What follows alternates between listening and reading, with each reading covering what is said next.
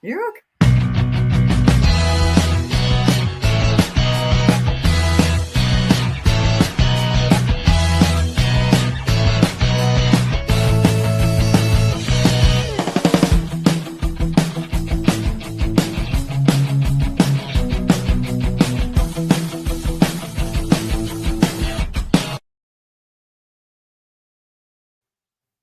We're back. How you guys doing? Welcome to the Seekers Chronicles Paranormal Historians, where And there's Kimm. history Stop. meets the paranormal. Hey. So we lost Kimm. I think she's putting on her makeup something. I don't know what. No, stop. Oh my god. I don't I'm know. just She's trying to figure there. out. It keeps freezing. I may have to go to my bad camera instead of my good camera. But hey everyone, welcome. Hi, everybody. Yeah, welcome everybody. How you guys doing? How was your weekend? I know these ladies had a good weekend. I bailed out, whatever. But they're going to be talking about what they did this weekend, and we have great guests tonight, awesome guests. So I know you guys want to talk about your weekend, or you just want to go right into the show because your weekend is about the show. Well, first of all, how was your weekend, Anthony? Did you have a good weekend after all? Binge watched a bunch of different shows. I go. watched so many shows I couldn't tell you the names of the shows anymore. So I've been watching the what do you call it, the Seven Kingdoms, the Games of the Thrones. Yeah. I've been watching that. Sir Duncan, yeah. Yeah. Mm-hmm. Duncan I read Ball. the book. Oh gosh, I read the book. It was great. It was really. So I watched that. Nice. So that's pretty much my whole weekend. I really didn't do much. Today we dug out a car and my grandson stayed overnight. So we had an 18-month-old running around all night long. So, I mean, after he left, we passed out a little bit and then I'm on the show now. So if I don't have much energy, I know you ladies go talk a lot. So I can sit back and relax. Yeah. How many Red Bulls tonight, Anthony? No, I've been drinking these things. This is my third one right now. Oh, those are good. Yeah, my third one. I like the watermelon one. So yeah, that's what. Yeah, that's if I put this, can we use them as a sponsor or something? Yeah, Celsius. Can you sponsor Anthony? Every paranormal investigator needs to get through the night. No? Hey, how you doing? Hey, that and a cannoli. That's what you need. A power drink and a cannoli. Yep. All right, now we got to drink twice. We got to drink. We got to drink before the show starts. I'm on my 15th espresso, so everyone forgive me today. I'm a little wired. Espresso. Wired. I think Kim's wanted by the FBI something, or maybe ICE something, because she keeps on covering her face. What you got? Water? Agua. Yeah. Vodka? No one will know. Yes. It's a glass of scotch. Are you kidding me? Vodka that big. They would know. They would know. If you had if that was full of vodka before the show's over, they would know. Well, not only that, but I don't know how I could ever take a sip of either of those straight and not do like a like the Kimm face. The let's not do that again face. Let's not do that again. Let's not. Let's not do that again. Yeah. Now you said cannolis. You're making us all. Yeah. So I think we should start the show because. Yeah, I agree. What happened to me? I'm all blurry now. Goodbye, Anthony. Oh, well, karma's a beast, so. Oh my goodness. Okay. As you I'm all blurry. Look, I take my glasses off and I can see myself clearly. Without my glasses, I can see myself. My glasses are all blurry. Oh, this is wacky. It's a crazy night. Here by the minute. I know. Is there any hi, everyone. Something coming over Earth, Kimm, that's causing all these reactions to the. Well, no, not yet. But we are watching a hot spot on the sun right now that could be a huge solar storm coming in, but not yet. It hasn't exploded yet, so we'll keep watch. Really? No, I'm saying So I mean, we got snowstorms, solar storms. Hey, what's that? I What's know next? it's all related. It's all crazy up there right now. We were talking about the doomsday clock on the way down to our location this weekend. But let's talk about that. Yeah. So we went somewhere together. It was supposed to be all three of us, which is miraculous. But Kimm and I were together with our friend Stacy. Mm-hmm. And we had a road trip down to Yeah. an amazing location that we're going to talk Yeah. about tonight. Yeah, I mean, I wanted to go there because, I like those things too. So today is our first repeat guest. Yes. These are our very first in 69 episodes. Our very first repeat guest. Wasn't two of them on? This is like their third time on, isn't it? No. Yeah.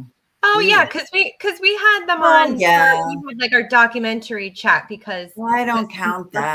friends I mean, our and- featured Yeah, guest. yeah, and then there were. So this is like their third. They've been on the All show. right. more So than they're that. okay. So they're always on. Yeah. Yeah, so they Okay. get an they're SNL famous. hosting T-shirt. Yeah. They're Yeah. the gold star. Have it? They got their gold All star right right. now. It's their third appearance. So they're our favorites. Let's just say that. Okay. Yeah. So we also have another repeat guest. Our first other repeat guest. Yeah. Come on, you guys. You know what I mean. Repeat guest. Yes. So Kimm, why don't you tell everyone where we went? Oh my gosh. Okay. So I actually miraculously did not have to work this weekend because of the cold weather for the animals and the horses. Yay. So I had a free weekend, and who did I call up? My paranormal friends. I said, "Where are we going? Anything paranormal going on?" And they said, "Yes, we're going down to Convent Tattoo in Deptford, New Jersey for an investigation that our friends Gail and Kara were hosting. And Sophie is the building and the business owner and the gracious host of all of these haunted objects in this location." Okay. So let's bring in Yeah. Gail and Kara and Sophia. Hi guys, from 9 Lives Paranormal, we have Kara and Gail. Hello. And I want to just say that I want to talk about the Convent Tattoo and Body Piercing because it's America's most haunted tattoo studio, which is pretty cool. I agree. And We concur. and Yes, we do they concur. put it on TV as well. I wanted to mention for fans of Ghost Nation, it was featured on that show.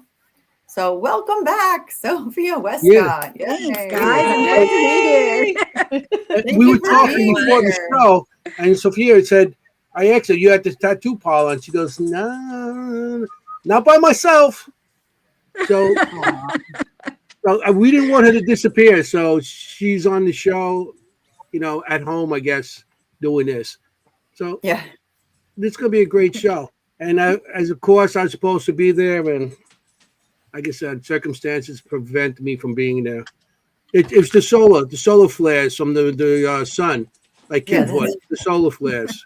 They Yeah, sure. interfered Blame with the it. sun. Well, it Yeah. is technically the sun who's to blame, but it's not the sun. Yeah, Okay, yeah. Yeah, we'll say So- that. fair. So You guys had such a good weekend. So tell us some stuff that went on, or what? So Sophia, first of all, I know you've been on the show, but tell everybody a little bit about the convent, how it came about. We know because Right. but our new guest, because we've been getting new people on every week. a So you lot. want to show a little bit about the history of how you came about it and everything? Sure. So we bought the building in 2014. Did not know it was haunted. It was an abandoned building, basically sat there vacant for about 3.5 years before I purchased it. The first week we started to do construction, we did start to have a lot of activity. I assumed just from watching ghost shows, when I was younger, that it was a lot of residual energy. So I said, all right, once we get everything done, it's going to quiet down and settle down a little bit. That didn't happen. And a lot of people don't know that I let the hauntings go on for about 4 years. Like I think I just told Jennie that the other night. I let them go on for about 4 years and I was ready to sell the building. That is how bad it was. A lot of poltergeist activity, shit was flying off the walls. Lots of slamming and opening of doors, footsteps. The customers started to get touched. So that's when I realized, like, I think I have a problem here. I think I need help. So I found a local team and brought them in, and their first 5 minute, 5 minutes in the building when they started their investigation, they said, I can't believe it's so active in here. And I said, what does that mean? Like, I had no idea what that meant. And they were like, that means that this place is just charged. And I said, okay. And they said, hey, come investigate with us. We'll show you the ropes. I said, absolutely not. I'm going to sit behind this front counter. I'm going to go sit in my car. I don't want nothing to do about, with it. I said, I don't want anything to know about. Just tell me, how do I get rid of it? And they were really a great team. They helped us to actually coexist with the spirits there. So that was originally in 2014 before we were on Ghost Nation, before we had any haunted objects and artifacts. Like, I didn't even really kind of believe in them. I'd seen things on YouTube, but I was like, oh, really? Like an object's haunted? Like, okay, whatever. Until people started to send me thousands of them. And there are literally thousands of haunted objects, artifacts, pictures, dolls, rosary beads, crosses in the studio that I actually had to learn to work with. I had never really worked with a spirit like that before and communicated with them, and I had no idea what the hell I was doing. Mhm. So I researched a lot of different paranormal people that, I'd seen like little shows on, or, oh, they're working with some kind of an object. Maybe they can help me or teach me or show me what I should do to see if these things are even haunted. So I wound up learning from a lot of different people, like actually, like Seashell Blessing. She's one of my very close friends. Her name's Heather. I think I just saw her pop on here tonight. She's a fabulous medium and a fabulous spirit keeper, and she can talk to the dead like no other. Okay. She's helped me. Yeah. She has helped me so much in my journey of learning to work with the spirits. And actually on our other page, Satan's_Riot, you'll hear Heather, and I always give her props to working with some of the spirits when she comes and visit us from about 3 hours away in PA. Once I learned how to communicate with them, my life got a little easier. It didn't get as scary. It wasn't as dark. And now the funny thing is, I went from never allowing a negative/demonic entity into the studio to now that's kind of my passion. So now I work with the darker entities. I mean, very dark entities. And they'll tell you about some of the ones they got to meet that night. So now I work with the positives. I love my babies. They're great. They're so much fun, especially the kids. But if you made me pick between one or the other, it would always be the darker side, because I just find them a little bit more stronger, fascinating. And they're some of the most fascinating creatures, beings, spirits that I've ever gotten the honor of working with and learning to communicate with. That's awesome. Wow. And you have resident spirits too. Yes. So we had the resident spirits before all of the haunted objects started to arrive. Right. The haunted objects did not come until about end of 2019. Okay. That's when we started to get boxed. After we were on Ghost Nation, like I was telling Jenny, I think what happened was, and I know Kara and Gail know too, I think that when people were stuck home with COVID, because Ghost Nation finished filming a week prior to the world shutting down. So now we were all stuck for 5 or 6 months without being able to go out of our houses and being stuck at home. My personal opinion is that people were finally home from the hustle and bustle of everyday life. So I think what happened was, grandma's doll just moved. Has that ever moved? They're hearing things, they're seeing things, they're hearing footsteps more because they're actually home in their houses. Well, most of the dolls that I originally had first received, dolls, haunted photographs, family photographs, rosary beads, crosses, a lot of handwritten notes came in the boxes that said, hey, I hope you don't mind. I saw your show. You're already haunted. I didn't think you would care. One more. One more. With no return address. Yeah, and there was no return. You're right. There was no return address. And I'm like, oh God, what do I do with this? Like, is this It's even like real? gangs dropping off people at hospitals. Like, it's like really bad. And I would come in some days and I would tell them my whole front door, and they've been to my front door now, were filled with boxes. And I'm like, I don't know what to do with this. Like, I was getting very worried because I'm like, oh my God, what if something comes that's negative? Like, I was already learning to coexist with the resident spirits, let alone now I'm bringing in other objects that I have no idea if they're haunted, if they're not haunted. What are they? What's their purpose? So it was a very big learning curve that I had to learn in a very quick way. But the resident spirits, you know, a lot of people ask, like, God, you're a weird tattoo shop for being open 8 a.m. to 5 p.m. Yeah, that's for a reason, because we used to be open much later. We used to be open at like 11 until like 8, 9 at night. Guess what? And they'll attest to it too. Around 5 o'clock, 5:30, that's the magic hour. They're the residents are the most active. They want their time. So what myself and the first team did was we figured out a way to coexist with them where they can have their space at a certain time of night, and myself, anybody who works there, the customers will have their space. And they're actually very respectful. I mean, don't get me wrong, they come out during the day and they like to tickle feet and try to steal people's wallets. And they come down the steps and they make noises and they close doors on people. And the customers have kind of learned to deal with that. I'm like, look, did they hurt you? No, they're not going to hurt you. They just want you to know that they're there. Die? Right, exactly. Right, exactly. So, I'm not going to take this tattoo thing and stick it in your eyeball. No, I'm fine. Right, exactly. So you don't get possessed. So we've learned to live with them. The resident spirits, which we like to call our big boys, even though there's females and males and kids, the big boys do come out to play more in the evening. That's their time. They know that, okay, they're shutting down at 5. Now we can do what we need to do, you know, to exist. The spirits that are housed in the dolls, inside the photos, they're free reign. They're all day long. It doesn't matter. We kind of learn to, you know, to get used to it. And we tell the customers, like, sometimes when their bullet lights go off or their cat balls, they're like, oh my God. I'm like, yeah, it probably wants to communicate. So go over and talk to them, you know, and they get used to that. And they're like, oh, that is why I think in our studio, unlike most abandoned locations, we are so active, because we're there every day. We're not just going like on a weekend for an urban exploration. We are there with them every single day. And we're talking to them. We give them treats. We give them cookies. We give them cake, alcohol, cigarettes, whiskey, whatever. Yeah, you definitely give an opening to make them. And that's true about the hours. All the tap parlors I've been to, they always open like 2 o'clock in the afternoon and go all night to like 2 o'clock, 3 o'clock in the morning. No, we can't do that. Yeah, your hours, it's like that's you know, the place I've been to always been like they open at 2. You know, not close at 2. You know, you know, they open at 2. So yeah, that's interesting. And your resident spirits, do you charge them rent? I wish, but I do ask them to pick up a broom occasionally, because I can't. It's a big shop to clean. You know, so you know, there's something on the floor. Come on, I tell them all the time. So I think they find it funny, but like, yeah, okay, we're just gonna sit back and watch you do it. Learn to push it. Come on, Casper. The resident spirits, are they people who lived in the home? Just for everybody. Yeah. So we definitely have 2 residents that we know of factually that were actually found from Ghost Nation through the Historical Society. One of them is Bertha. We've caught her multiple times on EVPs. She's extremely clear. You would think that it was one of us in the room. And she's very clear. I've actually posted them a few times on my other site.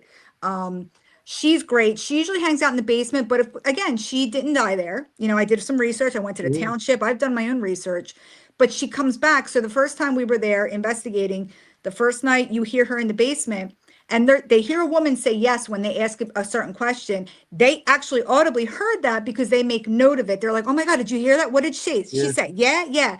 And then all of a sudden you hear an old woman say, I'm not moving. Just as clear as I just said that.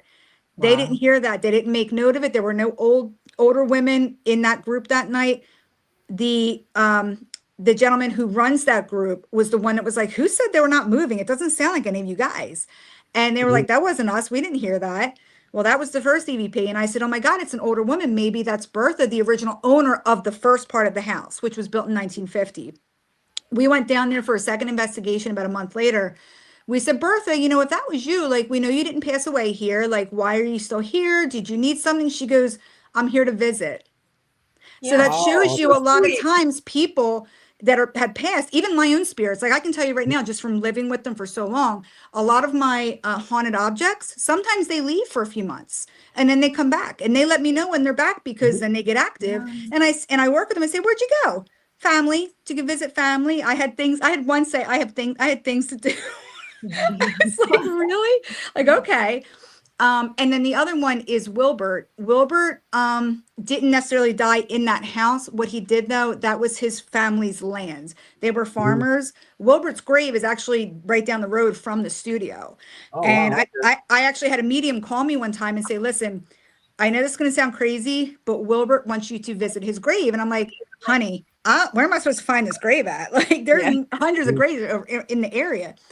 She goes, he said you'll find it. Drive down and go past to a big orange sign. And I was like, a big orange sign? It wound up being a Home Depot sign. Well, there is a cemetery down the street where it's an old cemetery that used to have like a chapel on it, but the chapel is no longer there. And it's open. As soon as I walked in, I was like, oh my God, there's like, it's like a smaller one. It's like 300 graves. I said, how the hell am I supposed to find this guy? There's no charts or anything. It's just a very old cemetery. It's weird that night, it was a Sunday night. It was right around sunset. I'll never forget it. I said, man, Wilbert, I was like, well, I guess I'm just going to start walking and going through every grave. The wind blew from my right to my left. And for something told me I should start here. Don't you know, as soon as I walked, the very first grave was his. Oh, wow.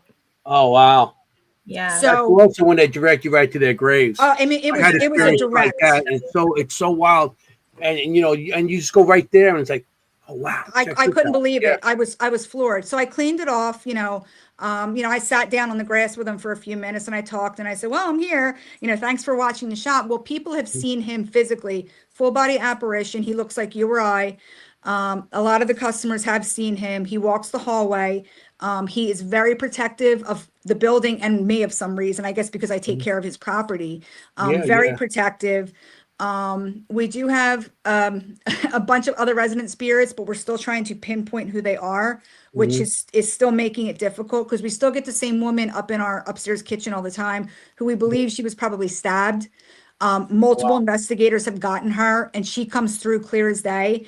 She can be a little bit negative. I don't know if she's more of a neutral. I'm going to guess on the neutral side. But she still won't tell us her name. She says, my husband killed me. He comes through. So we don't know if it happened on that property. We're still trying to do investigations to see who we're dealing with. Yeah. And then we have another spirit that's very old, almost as old as like Mayan culture. She is also, for some reason, upstairs in the library. When Mary Jo was out, you can ask her about that experience. She goes, nope, I'm done. She was doing Estes. Mary Jo loved that place. Oh my God. Ask her about the woman in white. That's all you got to ask her. She'll remember. But she was dark, man. She goes, I thought she was going to attack me. And for Mary Jo, Mary Jo, she goes into anything. She's kind of like me. We're not afraid. And for her to get fearful like that, I was watching her live from home. I couldn't believe it. And she's like, I can't do this. She called me. She goes, dude, what the fuck do you have upstairs? I was like, I don't know. Mary Jo. And she loves dolls. And that's all she does. She does, yeah. Her and Bill. That's what they go in and she goes in and that's what they do is, with the doll. Kimm's over there sweating dolls.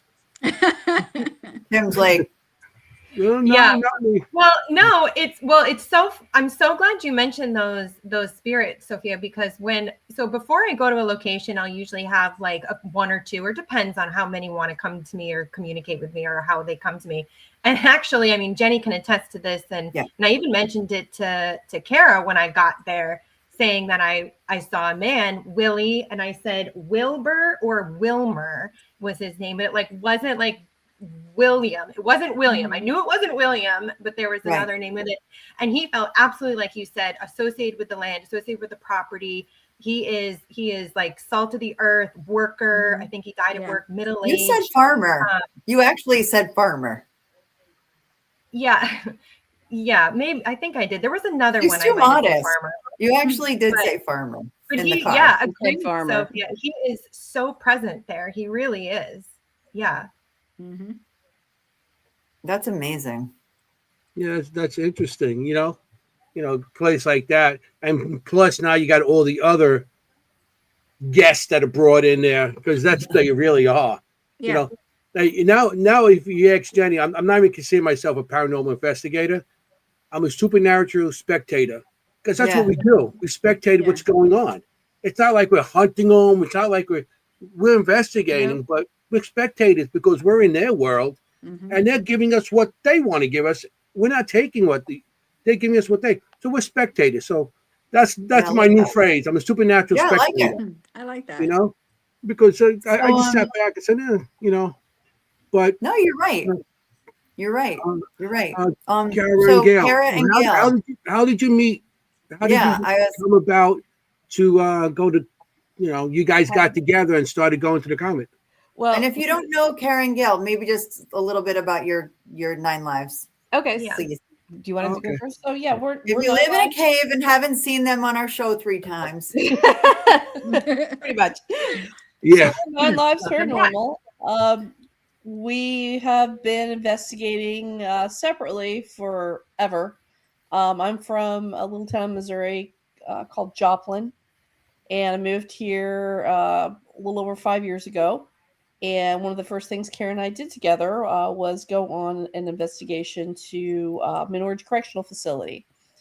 And the more we went on these Cool, investigations, right. because we both had that in common, this love for the paranormal, the more we went on these investigations, we're like, this is awesome. Why couldn't we do this? And so we did. We're 9 Lives because it seems like every location we go to, we see a ghost cat.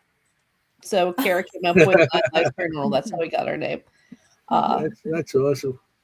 Yep. So as far as meeting Miss Sophia, I think it was meant to be because we have some friends, Bill and Tanya, who have Empty Casket Paranormal, and they kept talking about this amazing Yeah, they're tattoo good people. parlor. Amazing tattoo parlor. I'm like, we got to check this out. I keep hearing about this. And then we were at, which Paracon was it? We were at the CryptidCon. CryptidCon. Mhm. And we have a friend named John who owns the the parlor parlor. in Keyport. And John came over to our table. We've never met him, but if you know John, he's never been a stranger. So he just started talking to us, and we struck up a conversation. And I had a new piece of equipment, and he goes, "Oh, come over here! I want to introduce you to somebody." And he introduced us to Sophia, and I said, "Here, take my piece of equipment and see what it does for you guys." And from that, this amazing friendship was born, and so here we are. And Matter of fact, that's where I met you, Sophia. That same place. That's where I met Sophia also. That's Yeah, right. that's You right, did we did. too, right? Yeah. Because I went up there, I said, "Oh, this is a cool table," and you didn't have my size in the shirt. I don't know why. Yeah, the first time Kara and I went and stepped through those doors, I've never experienced anything like that. That's awesome. Because, and plus, and I have to say, I'm so envious of Sophia's amazing collection of just everything you could possibly imagine. And I'm the kind of person, I just want to go through and touch things. But we're always doing an investigation. Left to my own devices, I would just go through and pick up everything and look at it. I would be there for hours. It's amazing. Oh, So if you guys, Yeah. even if you guys, you want a piercing or a tattoo, or if you want to see the most amazing collection of oddities and haunted objects, that's the place to go. it really is. Thank you. We walked in and we were like planning like our first event or whatever. We ended up staying there. Oh, I don't even know how long. I started doing an investigation upstairs. I came out with a piercing. It was like piercing. We were there like I all love day. it. I gotta get some ink. I know, that's right. I know. Well, Anthony's like, you're gonna come yeah. back with your first tattoo. I'm like, yeah. Yeah, Jenny's got a tattoo on her neck. There you go. That's right. But yeah, I want to get the tattoo of the show, so I'm gonna talk to you. Oh, Somewhere on myself. I know Me, Jenny, and Kimm all gonna come in and get the same tattoo. There you go. That's right. Yeah. That's right. 3 for 1. No, Kim's like, no. I pass out. Me and needles don't get along. I just pass out. No? So And you give needles all the time to the horses. it's karma. I'll say it the second time tonight. Karma's a bee. Yeah, I can't. Karma's at it tonight. Confusing. Oh my She's God. at it tonight. I was gonna say, you're a veterinarian. You have to give needles. You don't like getting needles. Karma. Okay. I know. Gotcha. Anyway, so how many? So you guys have events there? Well, you had an event there last week. We're up to now like what, 4? Mm-hmm. We've been there. That seems right. Yeah, I think we've had 4 events there, and now we're collaborating on other ventures. So Yeah, because it's just such. When I tell you it's such an amazing place, and part of what not only makes it amazing is Sophie and the care of the spirits that are there, but all the spirits they all have their unique personalities.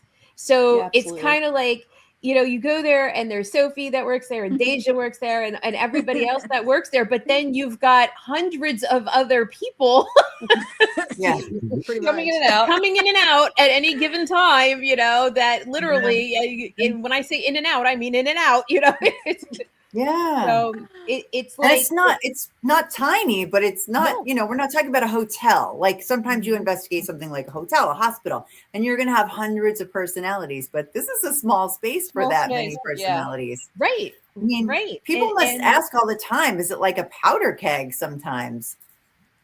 We do get that question a lot. And that was why we did what we did with changing up the floors. So now our basement area, like you guys got to see, is absolutely gorgeous. We're so excited about it. That is where we house pretty much all of our negative demonic spirits. Right. The middle floor is where we pretty much do our work, the tattoos, the piercings, lobby, waiting area. That is housed with mostly, I would say, 87% positive and the rest neutral, along with our resident spirits. But our resident spirits are all throughout. Like I said, Bertha goes where she wants. She goes in the basement, she comes upstairs. It doesn't matter. Residents, they go wherever they want. They have free will at our studio. Upstairs, we house more resident spirits, along with a couple of dark entities that hang out in the back room. And a lot of the other haunted artifacts and objects, as well as in the kitchen where we have a lot of children that like to play in the bathroom. So we kind of separated it because I felt that the spirits, a lot of times too, when people don't work with haunted objects and artifacts, they don't understand. What I've learned to understand is that if you put a positive next to a negative, somebody's going to shut down. Either the positive will shut down or the negative. They do not want to be next to each other. And it's not fair to them. It would be like you sitting on the bus next to somebody you didn't like and we're like, oh my God, when am I going to get off this bus ride? So we did that purposely because we felt that all of the spirits needed their own space. Mm-hmm. They needed to make friends where they wanted. And they know that they can have free reign. They can go in the basement if they want. They can go upstairs if they want. They're not stuck to those floors. They just have to understand, look, this is your space with your own kinds. And if you want to venture out, go for it. So we did that in order to make it not a powder keg, but it was a powder keg getting to be when we were working on the basement, because all of those negatives and demonics were in that back room before going upstairs. And let me tell you something, the energy in there was nuts. I was like, okay, we got to hurry this up. This is not getting good. You could feel the pressure. You could feel the tenseness. You could hear my other spirits were having a fit. I was like, all right, it's got to get done. So that's why we did that, to actually help everybody. That makes sense with the positive and negative. Mhm. Being an electrician, we know all about that. You put positive Right. and negative together, you're going to have a pop breaker, or you're just going to have a short. It's going to go out. So you cannot, even in real life, you put positive and negatives together. It's always something, nothing good that's going to come out of it. So it's better that you have separate spaces. But the negative ones, do you try to keep it? Do you put protection around them so they can't come upstairs or anything? So we don't protect any of that because, like I said, I allow all of the spirits at the studio to be free. We do have rules though. Every single rule, same rules apply to every single spirit when they come in, whether they're positive, negative, it doesn't matter. That being said, there are a few in the basement that we do need to house in protection because they are pretty nasty and they can attest to them. They've met them. They might even show one tonight. That's a new one. I won't mention his name yet, but he's new.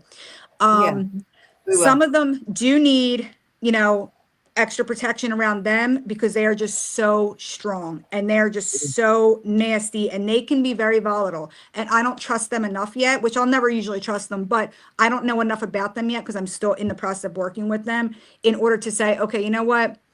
They settled down a little bit, or okay, they're going to be safe around other humans. Now, investigators, I have no problem with. I do get very nervous when people that are not investigators or it's their first time or they're newbies. I'm like, oh shit, here we go. So I tend to stay down there in order to protect them from what I know is down there. Other than that, though, we don't put protection spells because you know what? Again, I like them to be able to be themselves. I like them. And actually, I find sometimes the protection spells don't work. Not only that, they sometimes gain momentum when you try to put a spell on them and they're not going by that spell, because a spell can be anything that you put on it. It could be what is your faith, what is your religion, What did you use? Did you use holy water? Right. Did you use black salt? It doesn't matter.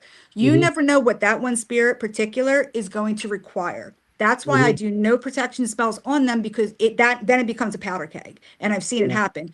That's the only reason we do not pray in our building. See, spells, you put protection spell, depending how strong the spirit is also, and how old the spirit is. The older the spirit is, the more powerful it gets. So you could be putting spells on stuff that, protection and something like that. But that spirit doesn't recognize that and says, get out of here. That's nothing to me. And they're going to do what they're going to do. The spirit for them you put the protection, they got to feel that this thing is going to affect them. Or if they feel they're strong enough that it's not going to affect them, they're going to be more powerful than ever. Some spirits, I've been on plenty of crossovers, your spirit crossovers, and they're gone for months and months. And all of a sudden, I get a call. They're back. And now you have to send the guy. It's like, and I always say it's like roaches. Some of them are like roaches. You spray your house, you have the house, and eventually they're going to come back. Once all that starts, all that protection spells and everything starts wearing down, they're going to come back.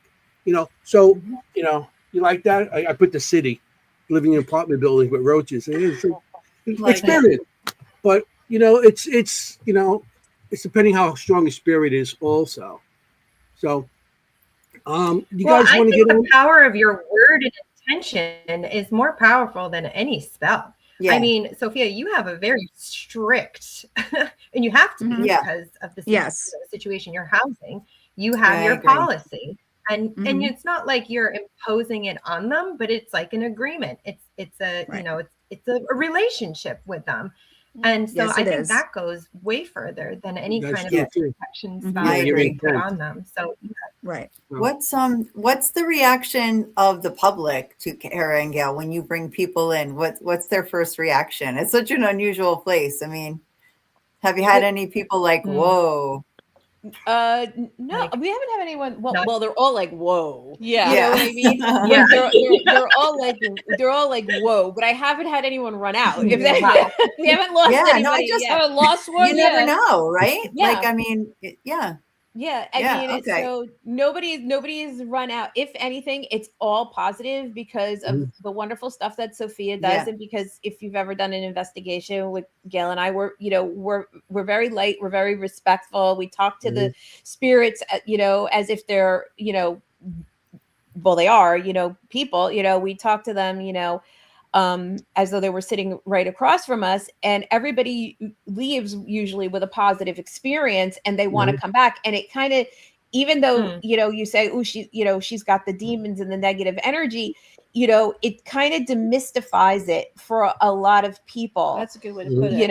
And, it gives them a new perspective, because especially now with the media and the way they're just like, it's a demon, well, it's a demon, but it's a negative energy, but, here's, this, let's approach it from this perspective. Let's not go in all aggressive, and, let's kind of be humble about it and say, we understand your space. You have to understand our space. And there's the boundary, and that's, basically how we relate to, going there. And because of that, people will come back. We have a lot of repeat, people who want to keep coming back and doing investigations for this particular one. I think we have the most repeat people on this particular one. Yeah.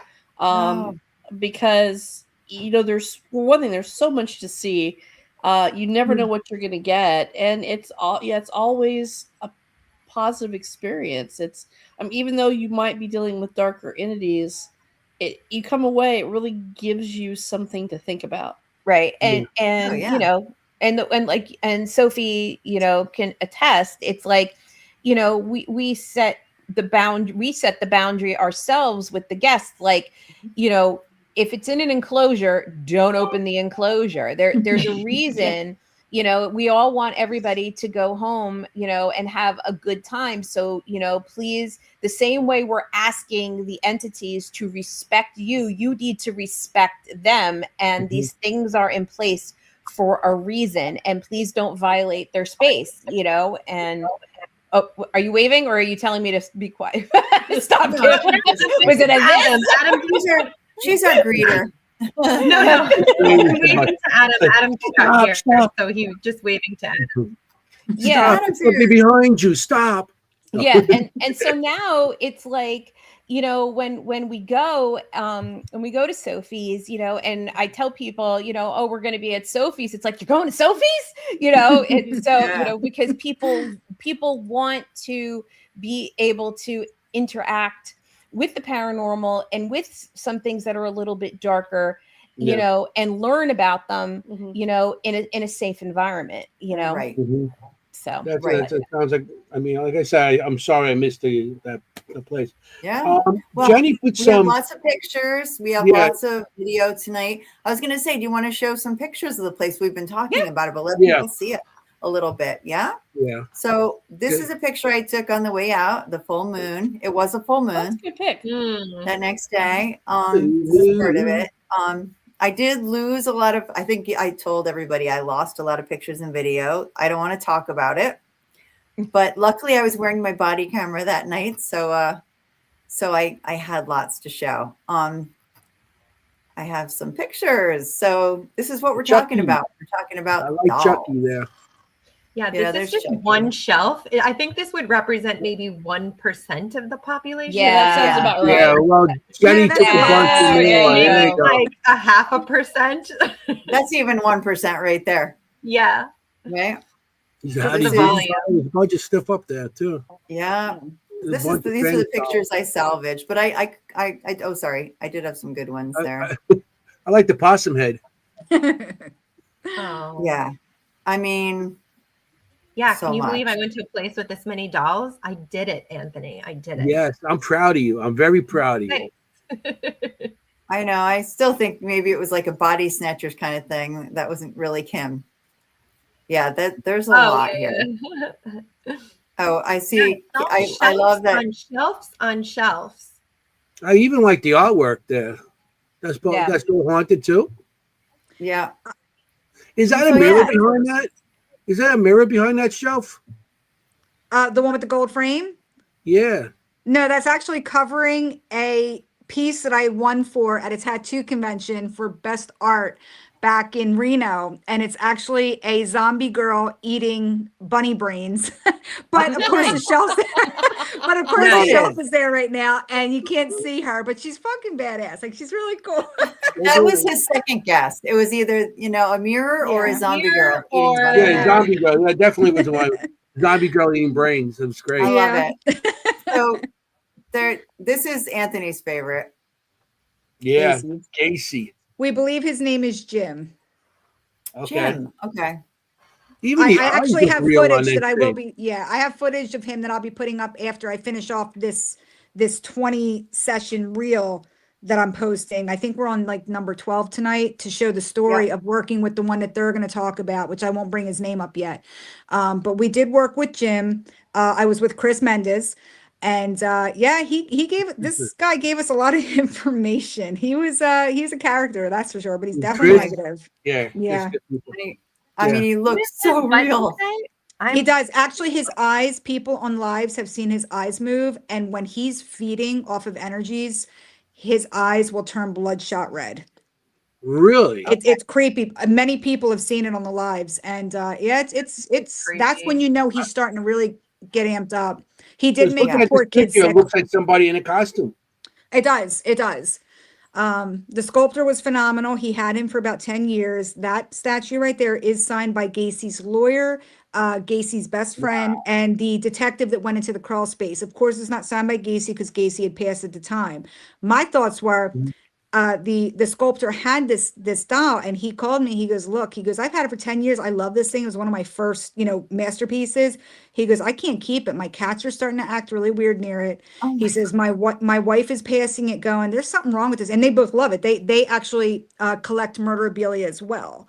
And he goes, I can't keep this thing in my house, I don't think. So he brought it to me and I was like, oh, he'll just be a cool showpiece in the basement. I'll work with it, see if anything got attached to it. Because he would take it to horror cons and different shows when he would place it up with his stuff. So something definitely attached. And I did ask it. I said, did you just recently attach to this? And he did say yes. Is there a real skull in there or something? No, that's just the way he sculpted it, but it is life size. And the costume matches Wow. the Gacy with the 33 stripes. If any of you don't know, 33 stripes were his victims. So every time you saw Gacy or the Pogo the Clown paintings, we have a few in the shop from Gacy himself that are originals. 33 stripes were his 33 victims. Wow. Wow. Yeah, but those eyes, they look like glass. Like if Yes, you get they a glass do. eye, Yes, look they like, do. like Something a real eye. that's why I'm asking. There's a skull or something in there because No, those look like eyes they put in those like taxidermy They are heads that they hang on the wall, deers and stuff. and his teeth are pretty gross too. Yeah, yeah. It Yeah. looks so real. Like Choice if you for real, I don't know. You turn creation. around every time you walk down there, like someone's right there. Like it just Yeah, I seems know. I like can a- imagine. Well, I originally put him down there as a jump Yeah. scare because we don't jump scare in Yeah, that shop. no, We're not like a it's haunted beautiful house. piece.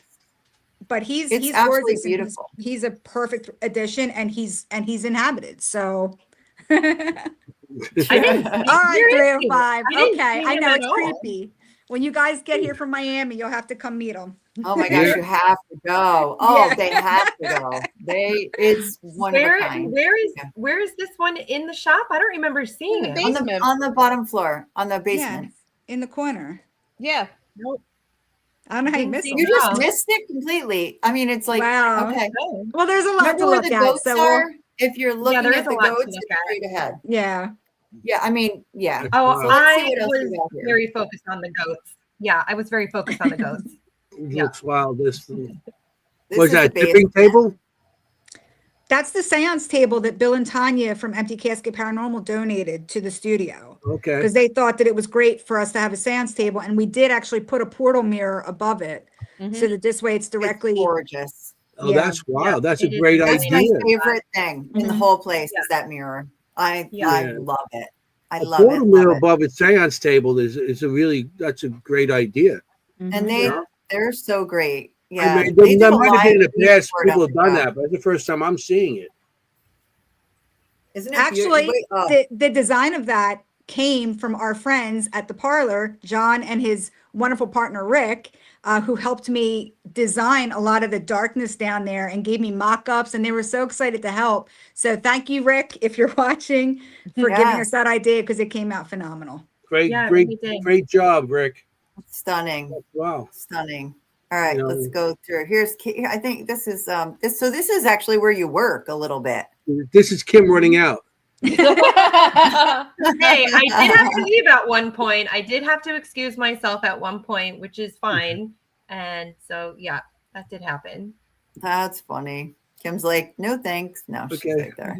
Yeah, I have a lot of pictures from this floor where you work, but I have Kara. Yes. There you are. There And this I is am. the second floor. Karen, sitting- can you explain anything that you seen that was going on there? Anything happening, or just a picture? Oh, there was a lot happening. I don't know. I do you have pictures video of it? of it. Okay, Yep. I have video. let's see. We have video of it, but this will give you a clue. Okay. There you go. All right. So yeah, this is down the basement. SLS. And this is Peekaboo Paranormal, who are going to be on our show as well. But so we're going to talk more about the convent and again. But yeah, this is them downstairs in the basement at one point. But we had a lot of SLS activity, as you Yep. can see right here. That was what Kara was working on right there. And Kimm was next to it. But we have Yep. video, so we'll talk about that. I just want to go through a little bit, just show the place a little bit. See what else I have here. If I can find it. Oh, there's Kara. I just wanted to show you like what it looks like with all the dolls. Towers That's of dolls. literally On what the SLS, you were getting a lot of stuff on the SLS there. we Oh were. God, yes. It lasted for at least what would you say, Yeah. like 10, 15 minutes, more than that. Oh, maybe God, 15, yeah. 20 minutes. 20 minutes? Yeah. Yeah. Mhm. And you'll hear me in the video say, I've never seen anything. I mean, it was the most unbelievable SLS footage. I had And there's seen. Kimm But in the that's background, her really book. what it looks like with us investigating. I just wanted to show that. Like, that's where we were. Kimm was in the And now background this there with is her the book and basement. a bunch of pictures. Yep. With her back to the dolls. Yep. This is the basement again. If Sophie want to talk about this mask. Yeah, a lot of those masks that are on that wall are basically masks from all over the world, from different tribes. Some of them have trapped spirits into them, and some of them use them as protections against other spirits. You know, if you do some research on tribes and their culture, these masks are very negative. They are housing very, very, very negative, extreme, heavy energies. So we just thought it'd be nice to give them a place of their own on a wall by themselves. But they are from all over. Some of them are from South Africa, Papua New Guinea. That one is Papua New Guinea right there, the large one. Yeah, they've basically come from all over, and they've come from collectors who have housed them for almost 30 to 40 years. Yeah, a mask are crazy because I did an investigation over here by Kennedy Airport, and these people had a mask, but we didn't know he had a mask. He was complaining about all this activity going on in his house. So we left cameras there overnight and everything. The cameras were shut off, spun around. It was crazy. Everything moved. So we did just a dowsing rod thing, and it's like, where's the spirit, of this house? What's going on? And it led us to a closet. And in the closet, they had one of those tribal masks.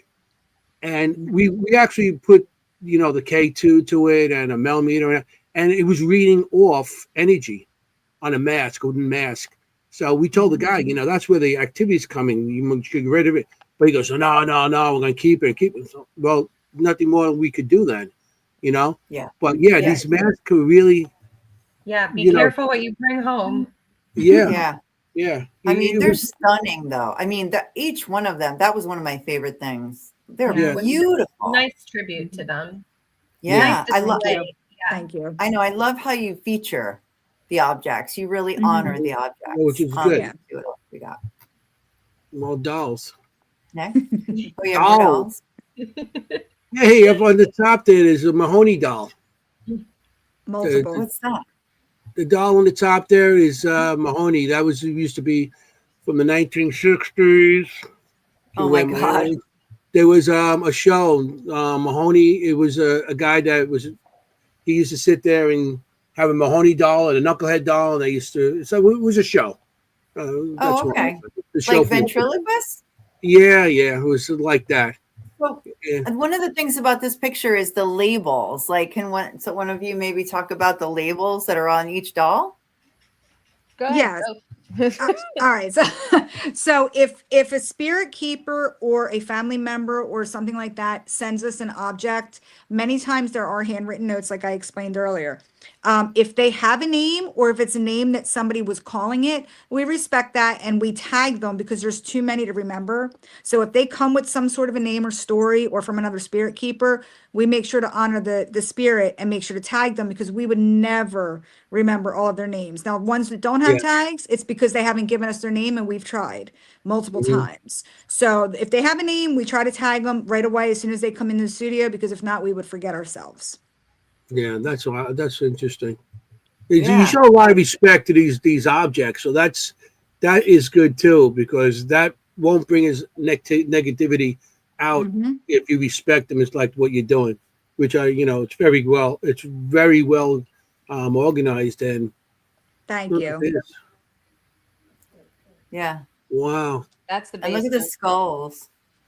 That skull in there, is that a tribal skull with carvings yes, it on is. it? Yep, it is a Tibetan Kapala. We have, I think that's our third one that we have now. That one was originally made for protection. So it actually has demons and snakes actually inlaid, embedded and carved into it. Yeah. And that one was to protect families from negative entities. The reason that I put that skull down there was because I was hoping to harmonize the energies down there so that possibly everybody would kind of keep more of a neutral feel, around everybody. So that case actually is housing some of the heaviest energies that we have in there. I'm not going to say the most volatile and I'm not going to say the most dangerous, but heaviest energies are in that case. Demonic Ouija boards that have never been closed, very strong. You know, so that's why we wanted to house them, just to protect those objects, because a lot of them are smaller, but they're some of the mightiest. And that monster can up there is what That's not that? mine. That must have been somebody's. What possesses that can? Is that one of the cans they donated? Want the monster drink? Not mine. I wouldn't have put it on the case. I wouldn't have done that. Exactly, but Yeah. some people aren't thinking Anyway. when they're down there. Yeah, it's all good. Anyway, so those are some of the pictures that I retrieved after Nice. losing a lot. Oh, so many of my good ones, but at least that gives you guys an idea of like how, like when we say a lot, like that picture of Kara, you are surrounded. I love that picture of you. Like you're on the floor surrounded. Every inch is covered. And you don't just have objects and dolls. I mean, you have, like you said, you have human remains, you have animal remains, you have taxidermy. What else? Yeah, we have, oh God, well, besides the 9 human skeletons, which they're our favorites. 9 human skeletons. Yeah. 9 human skeletons, multiple real human skulls. But we also have a lot of haunted photos. And pretty much all of the crosses, when you walk into the basement, people don't know this. They just think they were for decor. All of the crosses, when you start to walk down before you get to the lower landing, they're all haunted and they're all negative. So we put them there because I felt that that would be a special place for them, that they could feel like they're a part of the basement, but also so that they were staying away from the positives upstairs. Right. Yeah, that's interesting how everything is. You know, I like the way the play. Like I said, I'm sorry I didn't go, but you know, maybe I'll make it down there during the week sometime. Show up and get some ink, and then walk around. You know, I got to do that sometime. But Jennie has a bunch of also videos. You guys, I mean, you guys can comment on her videos also. You know, you guys are there. You know, I mean, because I don't want to run out of time. We're almost 9 o'clock. We got like an hour left. Let's get the video. I know, and I really want to focus because I know you've been here before. I really want to focus on the new stuff, right? Like what's going on in the basement, right? Your new friend. You know, that's something new to talk about, and we spent a lot of time on that, right? When we were there.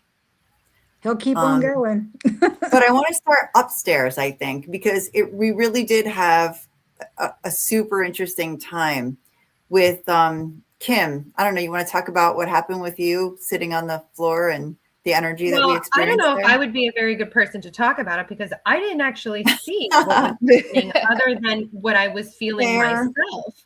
But I actually never even saw the SLS because it was on me the whole time.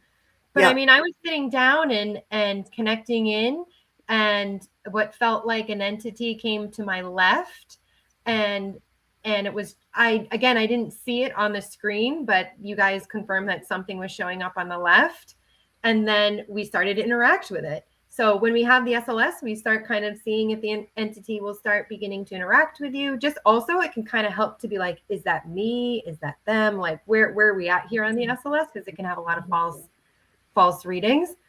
So started to interact with it. Then it started to get closer to me, snuggling in. And then we had another entity come in on the other side at another point. So yeah, it was really interesting. Yeah, Kara was operating, and if you want to add anything there. Sure. So and I have the video of it that will show after. So basically we were doing the SLS, and a figure appeared next to Kimm on her left. And we started it was there for at least 20 minutes, and we started to interact with it, meaning, could you hold Kimm's hand? And it would. Could you sit down? And it did. You could see its legs start to bend. And it started moving its hand, excuse me, up Kimm's arm. And just Kimm would say, I'm starting to feel tingly up on my bicep. And that's exactly where on the camera that it was touching, and things were just they were very on point. Then Jennie goes, well, I want to go sit over there. So she goes and sit over there, and it actually started to creep up against against Kimm. Between us. It was so funny. And it started to move over closer and closer and closer to Kimm. Yeah, like I was scary. Yeah, and yeah, Yeah. like it didn't. Get away they from were- her. Let's get Yeah, the like next Kimm. and you know, and Ooh, then, you got the cooties. Well, you know me, Right? I'm like, let's see what happens if. That's what I start every sentence with. Let's see what happens if I sit next to it. yeah, So and after then a while, I thought, let's try it out, and it worked. Like it's scrunched up next to Kimm. yeah, Well- and then it was like, oh, okay, and then we started to be like, okay, well, rather than use like the EMF detector or some of the devices for yes or no, we were like, well, can you raise your hands if it's yes? Can you if you say yes, could you raise your hands? And we started getting some responses that like they were, yeah, oh, hands are up. We were like, ask another one. Like raise both hands, like everything we said. Yeah. It was Yeah, everything we exactly. asked It was That's wild. it blew I've me away. never had that for that long on an SLS. Like No. we didn't need any other kind of communication. Like we were literally having a conversation through the SLS, through the movements. It was incredible. Yep. Yeah, But, I've never had that happen either. We talked a lot about negative and positive and neutral. And I was like, I didn't really feel that this was a negative entity. I didn't really feel any of that kind of bad vibe with it. No. Some people are like, oh, don't let it get close to you. But I have felt that where they're trying to come into you or on you, where they'll be behind you. And this was literally just it, like you said, Sophie, like kind of neutral. It felt pretty neutral. It was just interacting, curious, being there. Sometimes on the SLS, they'll show up as like kind of twitchy. And like from what your descriptions were, this one just looked chill. Like it was just kind of there. Yeah. Maybe. I didn't see it. I haven't seen it, so I'm excited. Well, you're about to see it right now. Well, guess what? Tonight, featuring premiering. So, as usual, StreamYard, you're going to want to turn it up if you want to hear it, but this is mostly a visual video. So, we have good two point. videos of this. So, here's the first one. Let's go. Figures on my left. Yeah. Yes. Standing. Yes. Tall. Yes. Is that Michael? He feels a little religious. I also want to say farmer. Could be. Come over here and see this. Friendly. Okay. Are you friendlies?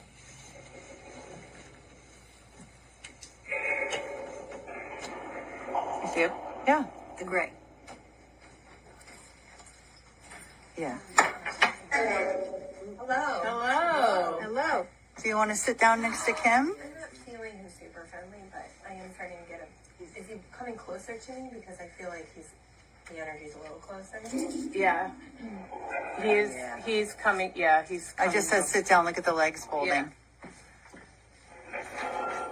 Can you use what Gail has to identify yourself so we know what to call you? Yeah, come over here and touch this tablet. And speak slowly and clearly. We can hear you. It looks like. So at the end, you can see it start to reach out a little bit. And then in the next video, we have it continued. But I just wanted to show like where, set us up a little bit there. So that's where Kimm was sitting next to it. Kimm was to the left. You were to the facing you. Well, Kimm facing you. Kimm was to the left, and this figure was to the right. So it was on your left. Right. Yeah. Correct. So we started to see, like when I said sit down, the legs kind of bent, and you were sitting cross-legged on the floor, and it looked like it went like this, the legs, right? And then you see at the end it reach up a little bit, and at this point with this next video, we start to really use it. Like, hey, can you touch her here? Can you touch her here? Can you lift it? So if you guys want to see it, let's see it. Unless you have anything to add. No, Here we go. And weeping, crying. This does feel like a man. Like you're reassuring him, comforting him. Are you? I think we're all comforting him though. Has he been here before? Ooh, what was that? My REM pod. Your grandpa doll? Have you been here before? Signs of troubles. Is that what it said? I have a necrometer on too. Oh wow. If I bring my hand up, can you touch it up top here too? Yes. Oh, God, totally. it's totally going up. Oh my god. Are you hearing me right now? Look at that. Can you see? Yeah. Wow. No, you're not. I want you to see. Wow. Like matching your hand. Yeah, like it's Reached up to match your hand. I've never seen anything like it. I'm gonna put my hand down now. It's following you. Yep. Coming down. Oh, look at that. I think he likes you. Yeah. Yeah. Wow. That's it. You- Can you play that again? Because I thought I heard, Yeah. as you asked the question, I thought I heard something. I go, like a Really? like something. Can you play Okay. one more time? I thought I heard a disembodied voice. But you can see, like, sorry, it's my body cam, so it's not like me steady on it. I apologize for that. It's just my body camera that I'm wearing, but luckily I caught it. But you can see like the hand go down, and if you see Kimm sort of orange, Kara, she's sort of like the orange. You can almost see Yes. her arm. Yeah, right. So You you can really- can see it match up to her arm exactly. Like it, not like this close, but like exactly, like holding her hand that whole time. It's unbelievable if you look. So at the end, especially. And when I moved, and- you could see me move my hand up in the video. You can Yeah. actually see me move my hand up, and that's when he started to touch my Yeah. hand up there, which was Yeah. that was at the very crazy. end, you can really Yeah. see it. It's like, whoa. Yeah, and it's like Yeah. what also is incredible about it is that she's moving her hand very slowly, and the entity is also matching the same speed and gradient. You know, it's like they're moving in unison. So it's not usually when you see the SLS figures, they're kind of like jumpy and all that, you know, whatever. Yeah, like- But Yeah. they're very like frenetic. But she's moving her hand Yeah. down very slowly, and it's just following the same Yeah. way, just going down. Yeah. It's, Yeah, it's that was incredible. interesting. Incredible. You're right, because as Yeah. you can see the hand going down, you can see it going down onto her arm, Right. going Yeah. by her elbow, you know, by the bend of the arm. So Right. it was like still trying to be attached to her somehow. Mhm. Well, Kimm, after that, did you feel energy drop on you? Did you feel your energy was a little less No. at that time? No, No. 'Cause sometimes they do that to train. So this one didn't want to No, train you. so and no, It's 'cause I know probably what you're talking about. No, I know what you're talking about, Anthony, and that's what I said. That some of them try and come in, or like when they're touching you, it's a different feeling, and like this was totally just not that. It was just, Yeah. and it was like pure interaction. It was like, I don't know. It's interesting because I felt that when they're like trying to use you, or like they kind of envelop or like go in. I mean, I also have pretty strong boundaries when it comes to that kind of stuff as well, where that's really not allowed. Yeah. But That was, this that one was just footage. really felt neutral. Interesting. Mm. I mean, he had like emotions with him, but it wasn't like he was taking anything from me. Yeah, that's good. That's good. I didn't So that feel means it. it was just being affectionate, you know, just wanted to, you know, maybe just touch of a human body, or Yeah, yeah, you know, yeah. it could be a man or a woman, doesn't matter what it could be, you know. It's Yeah. just I mean, I something. felt like it was a man, but Yeah, that's where you said farmer. Why But you didn't know. the man when they, Exactly. you know, when they touch women. Eh? what? You always That's get what the you said, bad- you always farmer. get the bad raps. Yeah. That's Forget very it. innocent. I'm a boomer, so that's why I say. So Oh listen, my god. Anyway, You got- that you was got more really footage. cool. Let's It watch was it again. funny. Anthony wanted to watch it again. So Yeah. yeah, I want to hear right before you start talking. we're I thought I listening. heard like a little hum. Okay. It could be there were a lot of us in the room. So I it was know, but I don't think it was somebody in the room. I mean, right. well, might be I wrong. will say 'Cause a it was couple times I during the heard it night I heard no, remember what did I hear upstairs? A growl.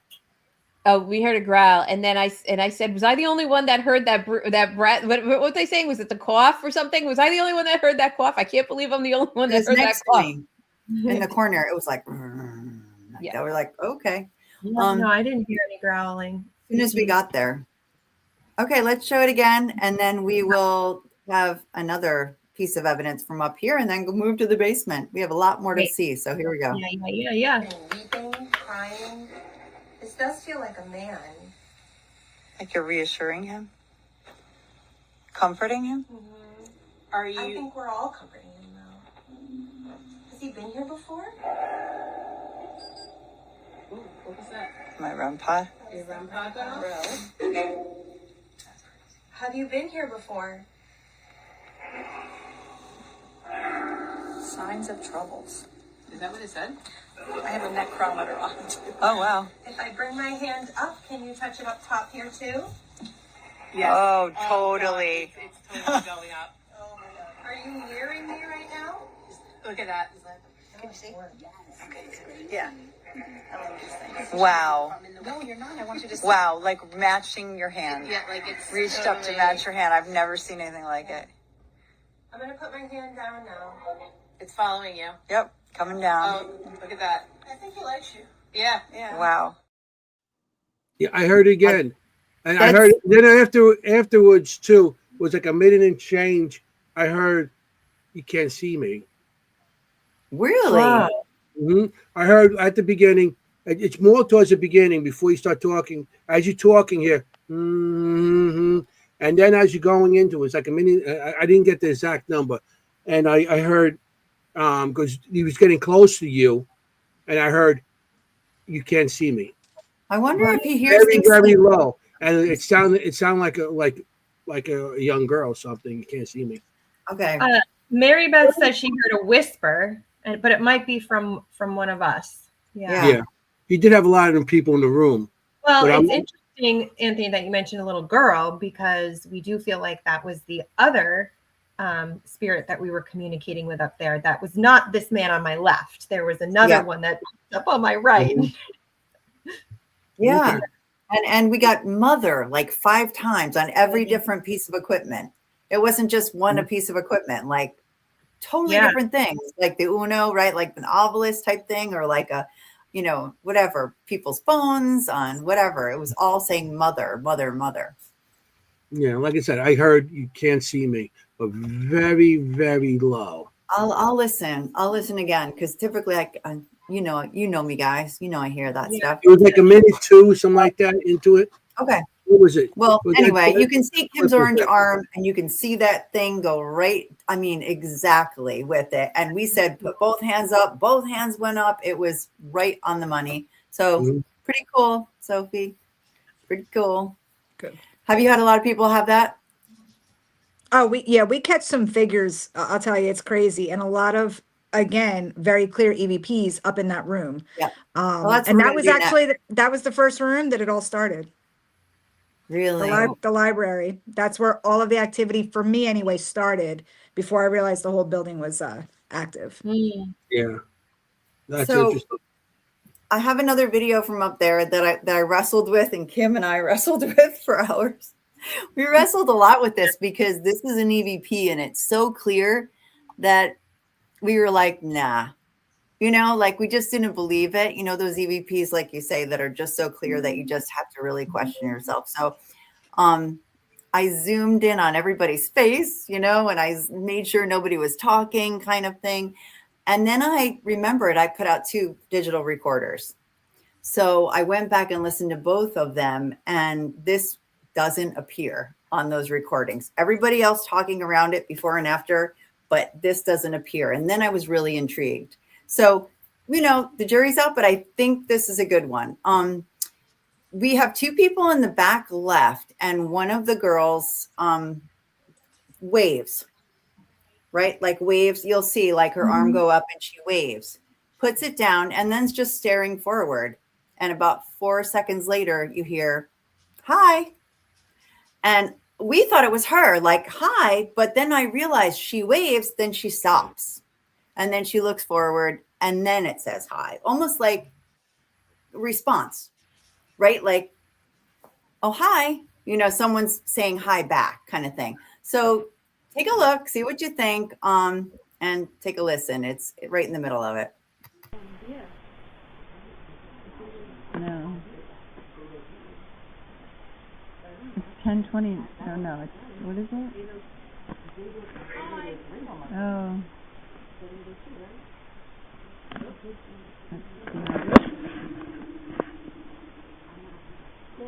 That one is a field though.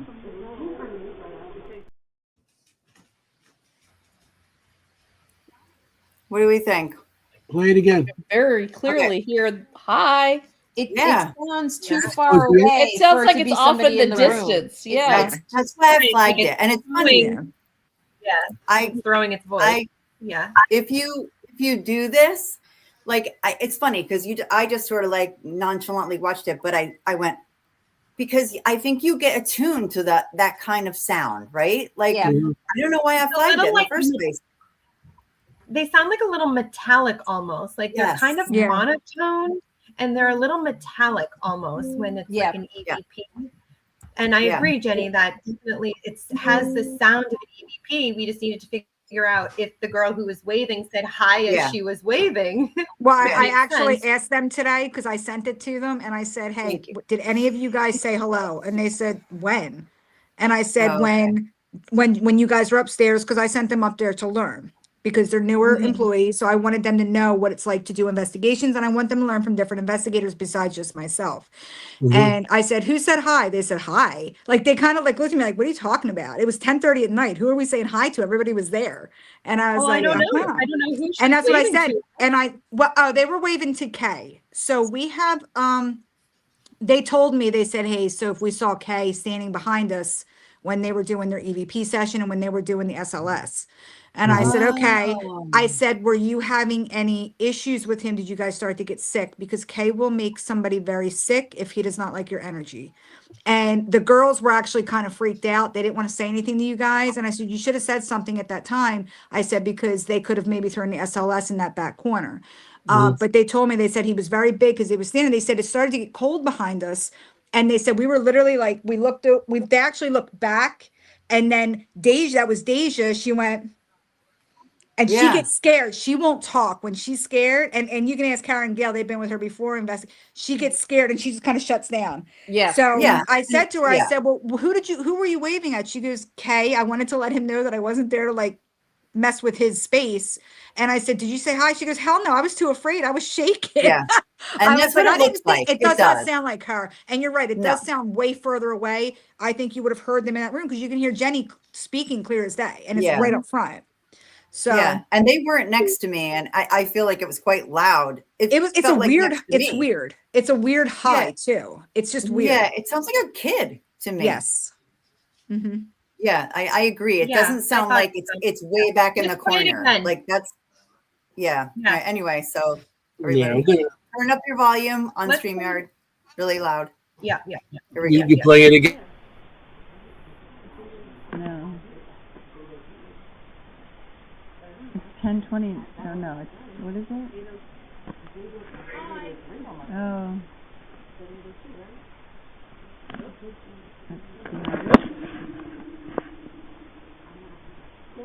That one is a field though. And like you said too, Jenny, if you had two other recorders going, you should have caught that hello. Yeah. If the human said it on the other ones. Nothing. And I don't know if you got my message earlier. Did you see what looks like two orbs fly out in front of you? That's why I asked if it was the camera. One is extremely fast and bright. And then a few seconds later, you see the other one sort of come down, which I thought was interesting because it was right around that time frame.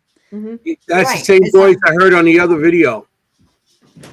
Really? Oh. Like a kid, right? Like a young girl. I think it sounds like a kid, and it doesn't match the distance for them.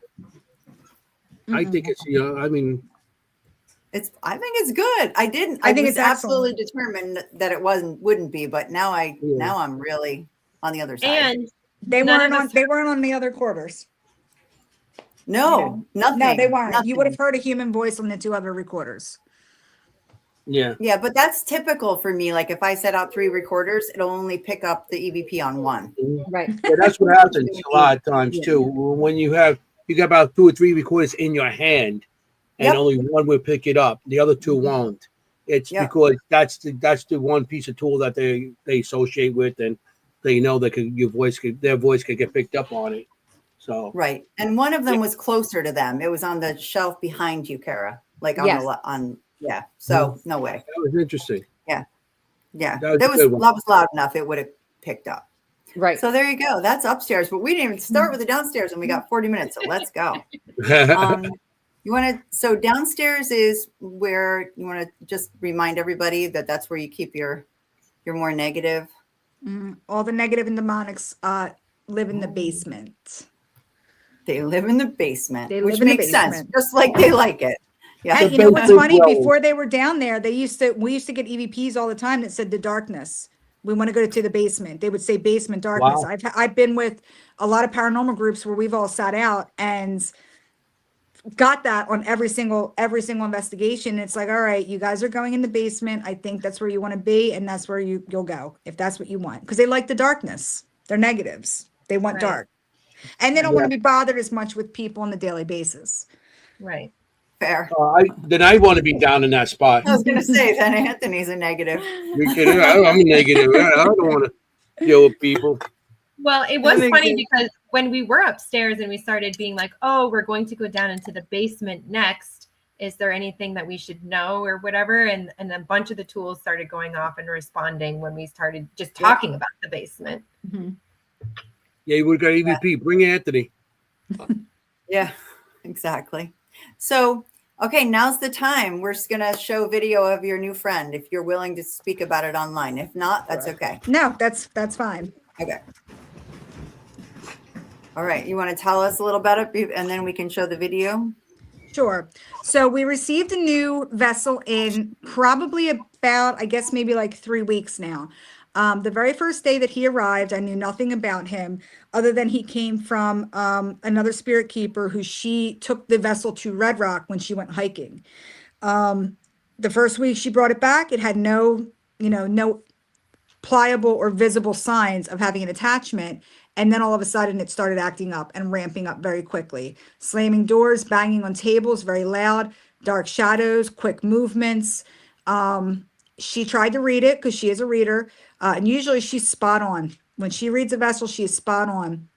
She could not read this one. She said, the only thing that I thought I heard was the name Ricky screamed really loud in my ear. So I thought, okay, maybe it's a hiker that maybe passed away or wasn't found in Red Rock. Maybe it knew it had this vessel, it attached to it. Okay, we'll see what we get. She goes, you know what? I'm not comfortable with him in the house anymore. Take him, see what you can get with him. I said, okay, fine. He comes in the very first night, Peekaboo Paranormal, April and Ryan were like, hey, we're in the area because they only live right up the road. They're at the shop all the time, probably more than me. Yeah. And I said, yeah, guys, I said, come on up. I said, actually, I just got a new one. Maybe we'll work together because I'm kind of showing them some different techniques because they're a newer group, but they've been doing it for a while on how to work with haunted objects rather than just the buildings and the locations alone. And a lot of investigators don't know how to do that, which is mind boggling, but it's a good learning experience. Come to the convent, we'll teach you. So Yeah. we're down there with him. It was the very first day I opened him. Now, normally I never work with an object for about 2 to 3 weeks when they come in. I unbox them, I welcome them, I give them the rules, I introduce myself and all of the staff, I give them a bullet light, I light a white candle, and I let them be. Sometimes I can tell if something's going to be very active because if it starts setting off any lights, any activity, any bullet lights, any cat balls, any flashlights, all right, now we have something here. We decided to take it into the basement. I gave Ron and April a little synopsis on what I had heard and from the other keeper. So we just started to work with it. So like I said, on Satans_Riot, which is the site that we run for all of our hauntings, us working with the vessels, anything we capture, shadow figures, SLS, you name it. We put it up there. Gail and Kara have been on there with some of their stuff. We sat it down on the seance table and I said, all right, let's work with it. Now, we didn't give it a flashlight at first. And the first thing I started with, hey, it's nice to meet you. Thanks for coming to the convent. Hopefully you're happy here. Can you tell us a little bit about yourself? I heard your name is Ricky. And that's how it starts. So originally, you'll notice if you watch all of these videos, there's 12 up now. There are going to be 20 in total. You will see that I start off very nice, very like, hey, like, what's your name? Like, want to get to know. It's kind of like going on a first date. That's what I say. Yeah. When you work with spirits, it's like going on a first date, getting to know him or her, seeing what they're about, seeing what they can do, what kind of energy do they have, what are they making me feel like physically. So we started with Ricky, and things started taking a turn for the worse. So now we're up to video 12, and now it starts to get really amped up. We realized that this vessel is not named Ricky. And I'm actually starting to believe now we're working with a jinn. And the reason is because we've had multiple investigations with it now. This first one is the very first time we investigated it, and it turned dark quick. So I was like, all right, negative, demonic, whatever. We asked him, I said, are you a demon? He says yes. Didn't think anything of it. I'm like, all right, you're in the right place. The next time we had an investigation, Angelina from the Jersey Shore, she's a very good friend of ours, and Sean Austin came out, and the three of us just investigated together. Sean started getting some very interesting demonic words on his new app. We got a word that's supposed to mean an Albanian storm dragon, which is a demonic entity. It's very dark, and it's also female. So now we started to work with it and say, are you a female? Like, are you a female spirit? Are you a demon? Are you this? Are you that? We started getting some interesting answers, direct answers. I went down by myself with it because I usually like to work one-on-one with the negative so we can form a trust and form a bond. I go down with it a third time, which is not, I didn't air it yet. And I start to ask it. For some reason, I think one of my other spirits said, that's a jinn. Don't ask me where it came from. Out of my head, I said, are you a jinn? Right away, the light went on. I said, okay, turn it off for me. Turned it right off. A few times later, I ask it, do you want to be called the dragon? Because we kept getting Albanian storm dragon, storm demon, fire demon. And it started saying, I'm the dragon through EVP sessions that Sean was doing. And I said, what do you want to be called, the dragon? And it's every single time we would say its name, it would light the flashlight. I said, okay, we'll call you the dragon. So when I started to work with it, I did ask it, I said, are you here to harm humanity? Like, do you want to harm humans? And right away, it lit the flashlight. I said, turn it off for me. So what I do is when I work with spirits, I don't go off of one answer. I'll ask a few other questions in between. And then what I will do is circle back to it, to the same question, but say it differently. If it responds again, now I'm on the right track. So I never assume just one. Multiple times now, we even asked it that night. I said, you know, are you a big jinn? Are you a jinn? Again, it answered the night that we had our investigation. So I think that's what we're working with. You can ask the ladies and they can attest when they all met him for the first time that night. He's a nasty SOB. I'm going to leave it at that. I'm going to give it to their hands now, and they can tell you what they felt about him. Well, the word dragon in that's Dracula. Mm-hmm. So Dracula is the house of the dragon. So that's where Dracula comes in. So this thing could be bloodthirsty too. Mm-hmm. It can make harm. Yes. It can make harm on you. So you gotta definitely be very gentle with these jinns. That because there's different levels of jinns. Yes, there are. And the dragon one is one of the more powerful one. Mm-hmm. So if there's referring to a dragon or like Dracula, I know Dracula's in fairy, it's in the horrors and everything, but there is something behind that real story, Right? Yeah. So I would be careful with this. This is very.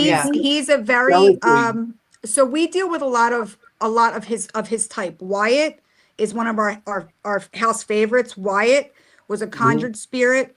Wyatt is very strong. Now this dragon actually asks for opponents. Now I have never had any of my other spirits, my negatives, he asks, she knows, Kimm knows, he asks for opponents. I have never had another spirit ask for an opponent. And I thought that was really odd. And he's very strong, except I put him up against one opponent and he did not like him. It's like a cage match down there of demons. If one demon overpowers another demon, he takes its power. Now he gets stronger. And every time he goes and wins against another one, he gets more power. Yes. So that's what I'm saying. This is a bloodthirsty demon. So yes, he wants to have power, and he's going to keep on attacking everything to get stronger and stronger and stronger. That's why you gotta be careful with this thing. I mean, I would get it blast and put in a glass or somewhere. Oh, he is. He is. Yeah. He's fully encased now. Yeah, because once we started to realize he was going to be a problem, that's immediately the first thing we did. Angelina actually bought him a case. We got all the rosaries. They are blessed. We have the holy water, and we actually have him inside the case where he is kept there. And you can ask them when they walked up to his case, he's like a I don't know, like a lion ready to get out. Like let me out. Like let me out of this. And if he gets out, he could be very spiteful. He could do damage. Yeah. Because it is fascinating though, because he wants to be seen. He wants to talk. Yeah. It's very weird. I would definitely be leery about this guy. It is. Yeah. So it's interesting, Anthony, that you talked about Dracula, because so the other entity that came to me before, it was Wilmer, Willie, and then it was this black dark entity who had like a black trench coat. It was all the way down to the floor, and he would do this in front of his face like a cape. Yep. And he would call himself the magician, and he had like a skull in his hands, and he was like doing this with the skull. So it's really interesting you say that about the dragons and Dracula. I didn't know that, but that actually just kind of, I like felt like maybe that was like a Dracula. Anyway, whatever. So that's how he presented himself to me. But I'm going to tell you, when I went down those stairs, I mean, I've interacted with some negative things, had some negative things happen to me, but I walked down those stairs, and the first thing I did is I went like, and I literally had to like totally not protect myself, but it was just like not happening, people. And I've never felt like I had to do that anywhere. Down there, absolutely did. And the second I looked at the dragon, it was like, wow, it was really powerful. And he felt not religious, like slippery. He felt not human. He felt not of this world, and like slippery, like sly and slippery. Like you can't grasp things from him, kind of. No. And I didn't know that you pit them up against each other. I didn't know you did that. And I was like, he wants this to be his domain. He wants all of this his domain, and he wants to battle them. And I've never, so I didn't know you were doing that with him. But yeah, he likes that. He definitely likes it. You got to be careful because you give him too much power. You know, it can be very dangerous. Kara, did you come across anything with this? With the dragon? So so the very first time that I went downstairs, so Sophie's like, "Do you want to meet him?" And I was like, "Of course I want to meet him." I was like, it's like, come on, So I go downstairs, and he does have a from the minute you walk downstairs, your eye goes directly to him.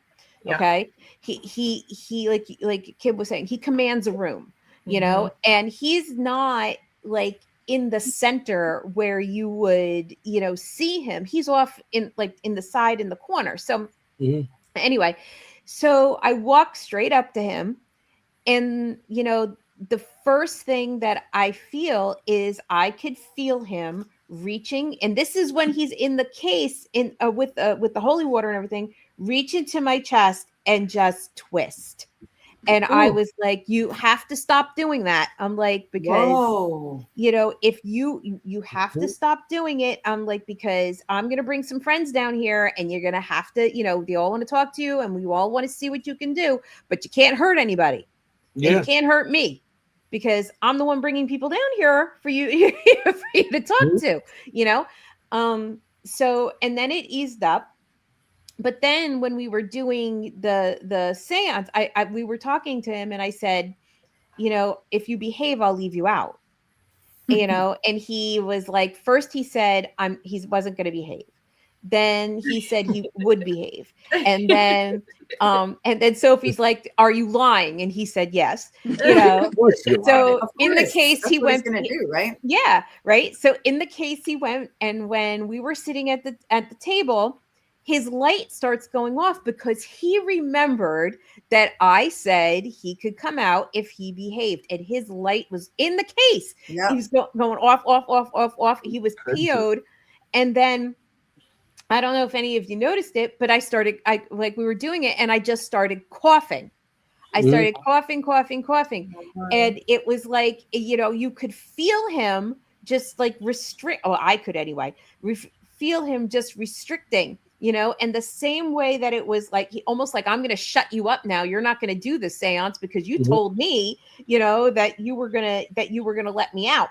So yeah. Anyway, but and slippery is a good word. Slippery is like smoke. And you were saying, Sophie, that's kind of the legend too. Dragon. Right. Remember, Drake, like the feel of him. Dracula's like vampire and stuff, and we might not go for blood. He might be an energy drainer. Also, a vampire could be an energy drainer. Or anything that drain. So he might just try and drain your energy too. That's why he went into your chest, Kara. Yeah. to try to grab your energy from you. So Right. And I didn't even know that's he the did same that effect. to you, Kara. Yeah, I you didn't weren't even know he. downstairs. But I mean, This it's was- interesting. The first thing I wanted to do was protect my chest Yep. and my Yep. like face and my front and my chest. I didn't even know he did that to you. That's interesting. Yeah. So- And I was, I'm sorry. What kind of vessel is No, this? go ahead. What is it? Is I it, was is gonna it a say, doll? yeah, doll? I'm worried about Yeah, running out. let's do it. Yeah. Do we What have, is is it? there a video? Let's watch it, and then people can see what he looked. You know what the vessel. Oh, you looks have like a and stuff. video on it. Yeah, Yeah, we have 3. So Let's go. Hey, what are you Kimm- waiting for? Hey. I know. Kimm, I tried to capture Kimm reading a little bit, you know, in the first one, talking about this, Yeah. trying to have a dominion and things like You gotta that. get these in because we're going to run out of time. So I want to keep in mind, it's my body camera and the lens is dirty and it's a mess. But you can see it. You There just you go. shake the Hey, at onion. least I recovered something Hey. here. I know. All right. All right. So here's okay. Kimm. Here's Jesus. Kimm. Turn it up. So it almost, he's like within a month. Right? Yes, he's already told you that. He's telling you that now. So there is like this like battle going on between some of them of like who's the dominant, who's like the presence, who's gonna be here, and it's an interesting vibe. Keep getting rat on your little device. Rat. Really? Who's winning?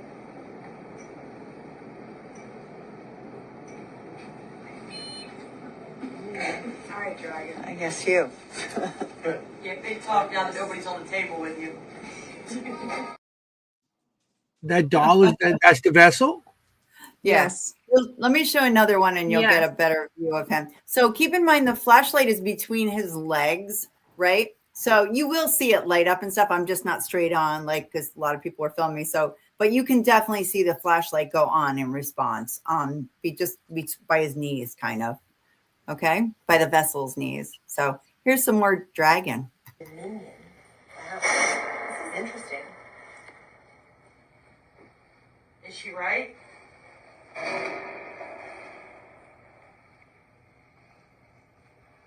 You creating your army so you can. Is this... Turn the flashlight off, please. She has another question. It's all right. You can talk to her.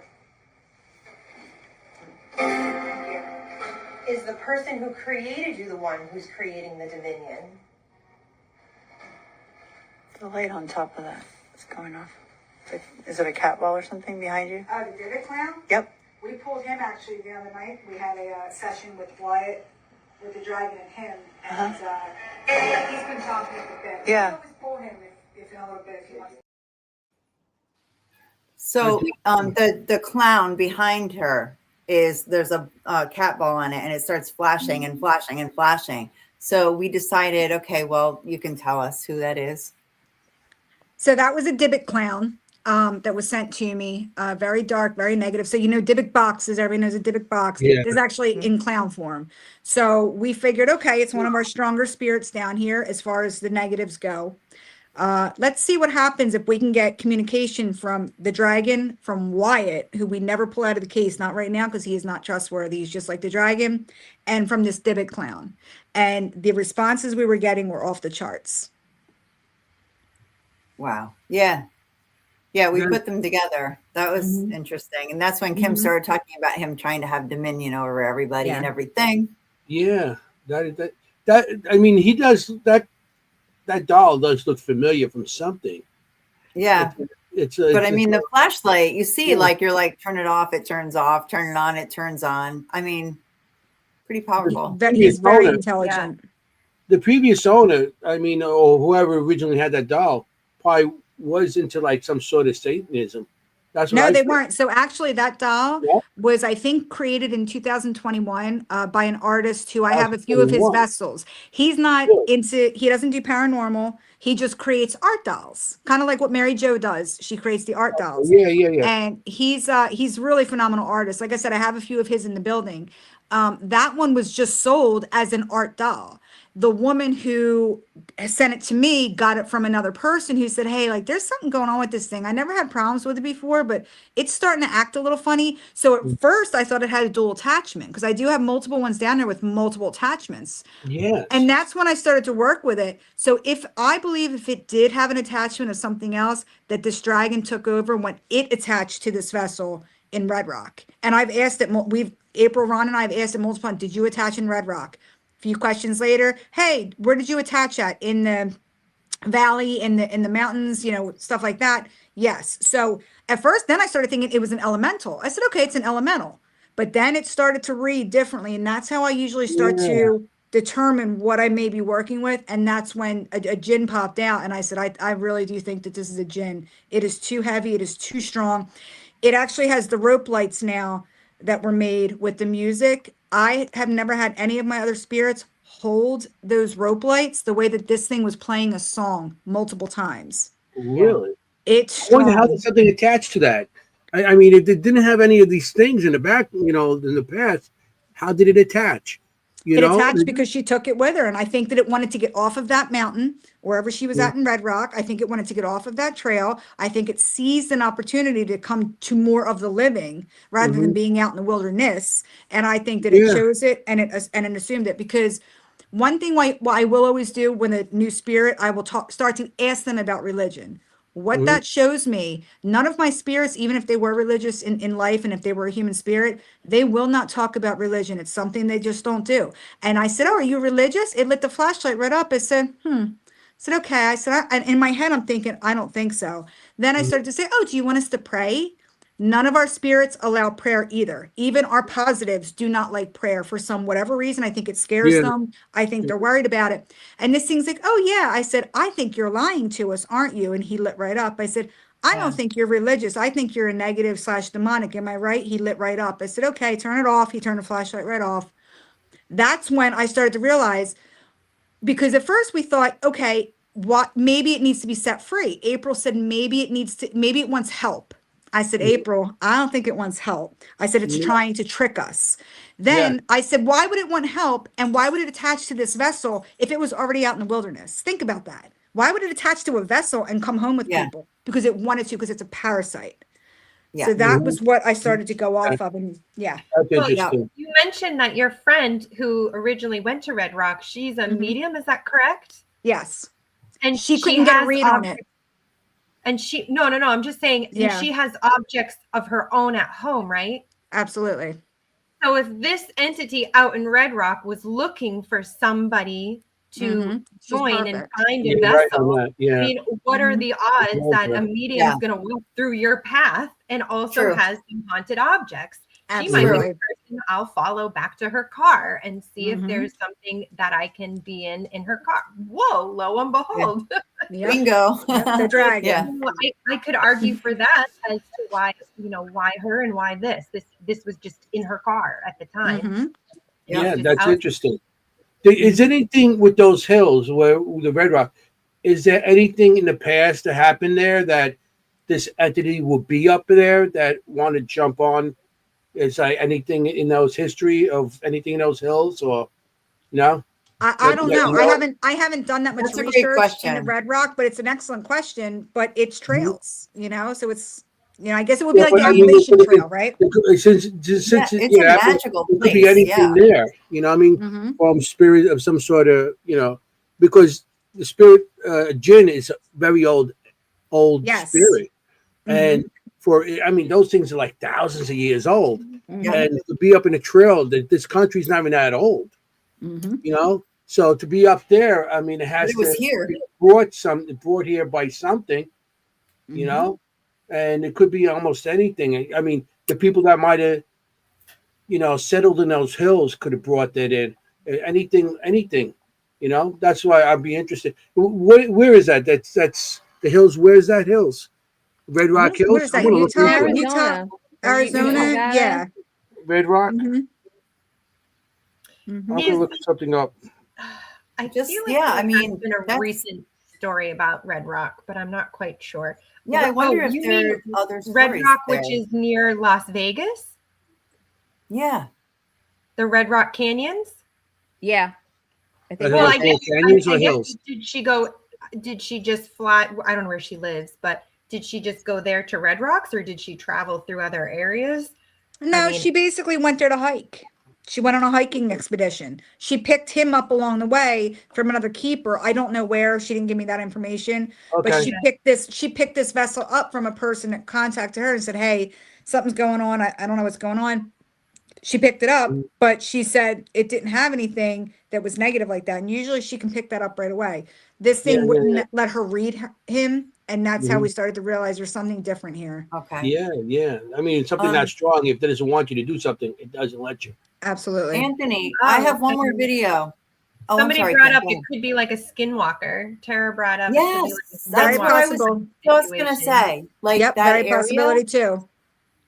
But why would it go if it's a skinwalker? Why would it say it's a gin? Well, that's the thing. No, We do have a same skinwalker idea. in the basement. A skinwalker did come from Delaware. It was found in a family's garage sale, and it's in a wooden statue. And that thing actually caused 2 investigators to go to the hospital throwing up blood. Wow. Okay.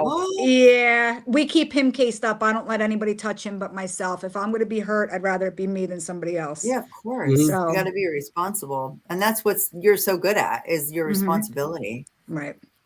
Because thank goodness they're in your hands. Yeah. Yeah. Jennie, one more show dragon the last video. one. It's quarter till. I want to make I sure you get it in. understand. Yeah, go And ahead, then we wanna play talk- it. Then Play we want it. to talk Paulo. He's almost treating it like a pendulum. It's really moving. Yeah. Are you moving that dragon? Can you turn that flashlight all the way on? Is she moving that crystal? Like just one of them really, really swinging. Is it not you moving the crystal? Gosh, it's hard to even interact with anything else in here. He's so dominating. Yeah. The energy of this doll is dominating in this space. Absolutely dominating in this space. There he goes. Flashlight.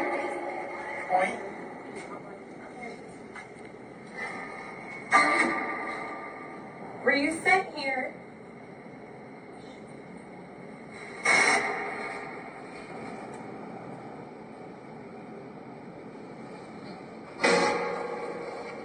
That object was sent here. It's just a noise. The one that lit up. Which, the Bible, the flashlight. I know you are the dragon. Thank you for answering. Did Rogers just light up? Yes. Yeah. When she asked the question about where you sent here. Okay. What? There's something over here that makes like a sound. Or is that just sound?